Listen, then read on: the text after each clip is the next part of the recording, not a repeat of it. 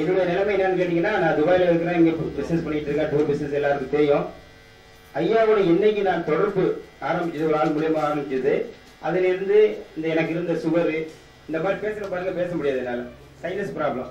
சென்னையில ஒரு ராயபுரத்துல ஒரு டாக்டர்கிட்ட அட்மிட்லாம் வாங்கிட்டேன், 25,000 ரூபாய் பீஸ் தொண்டை அறுக்கிறது. போவதற்கு ஒரு 10 நாள் முன்னாடி மக்காவுக்கு போயிருந்தப்போ அங்க பிரார்த்தனை பண்ணியிருந்தேன், இறைவா என்னுடைய தொண்டை அறுக்கிறதுக்கு ஊர் பண்ண போறேன், இது ஆயிடுச்சா இனிமே நான் வர முடியாது, மக்களுக்கு சேவை பண்ண முடியாது, டெல்லி ஆக்ரா அஜ்மீர் எல்லா ஊருக்கும் பொது நல்ல சேவைகள் செஞ்சுட்டு இருக்கேன், செய்ய முடியாதுன்னு கேட்டா வந்ததுமே ஐயாவுடைய தொடர்பு கிடைச்சிச்சு.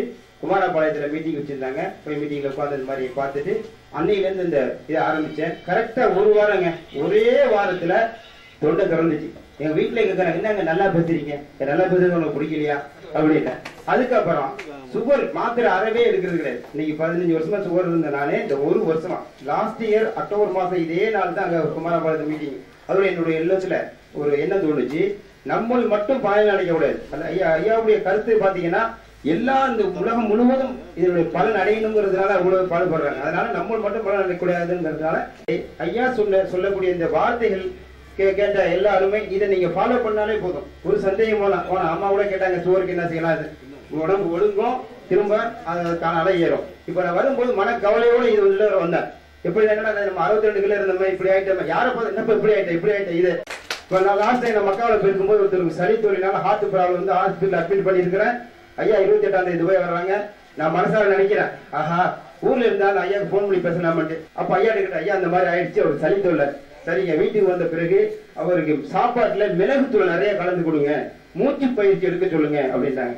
அன்னைக்கு பூரா அவருக்கு இருந்து அந்த அவருக்கு ட்ரீட்மெண்ட் எமர்ஜென்சி கொடுத்துட்டு வீட்டுக்கு வந்த உடனே அவர்கிட்ட இதே மாதிரி மூச்சு பயிற்சி கொடுக்க சொல்லி சொன்னேன். கொடுத்து மிளகுத்தூள் சாப்பாடுல கொடுத்த உடனே குணமாய் நல்லபடியா வந்தாரு ஐயாவது. ஊருக்கு போன் பண்ணிட்டாங்க, இறந்து போயிடுவாரு, ஒரு மணி நேரத்துல இறந்துடுவாரு அப்படின்னு சொல்லிட்டு வந்தாரு.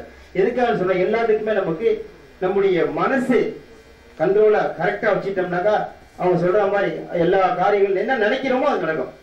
இவ்வளவு புக்கை வாங்கியிருக்கிறீங்க, இவ்வளவு டிவிடி வாங்கியிருக்கிறீங்க, வாங்கி நம்ம ஆபீஸ் வேலையை நம்ம வேலையான ஒளி வச்சிடாம வீட்டுல போய் திரும்ப போட்டு பாருங்க.